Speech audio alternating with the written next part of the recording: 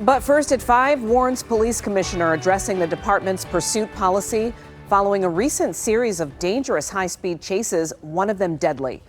Thank you for joining us for 7 News Detroit at 5. I'm Glenda Lewis. And I'm Simon Shaquette. We're glad you're with us. This year alone, Warren police officers have been involved in 62 chases. Although it's half as many police pursuits as this time last year, it is still an unsettling number. And of course, officers are just trying to do their job. But the question is, at what cost?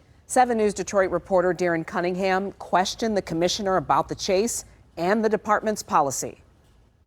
According to police dash cam, Saturday's chase lasted nearly 6 minutes, starting here on Van Dyke near 13 Mile. The commissioner says the suspect, as well as the police cruiser, reached speeds of over 100 miles an hour. You're looking at the beginning of a high-speed pursuit on Van Dyke near 13 Mile. Warren police say they clocked the driver, Anthony Greer of Detroit, going 72 miles an hour in a 40-mile-an-hour zone. Officers made a U-turn to initiate a stop and gave chase. It's important to note the dashcam video from police was edited by police to under 3 minutes, they say, because there's an open investigation. The chase ended at 9 Mile and Van Dyke when the suspect crashed into 71-year-old Wendy Drew, killing her.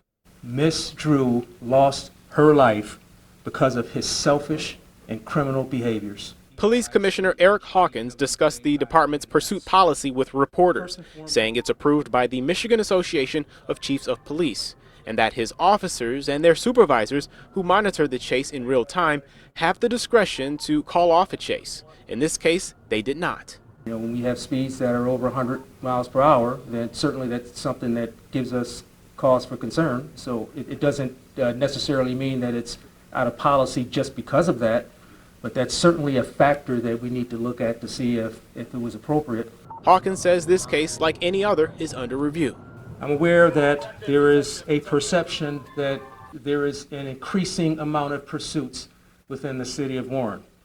I'm aware that there's a perception that our officers don't use the appropriate discretion. Hawkins went on to say pursuits in Warren are down. 7 News Detroit requested and received this data from the department.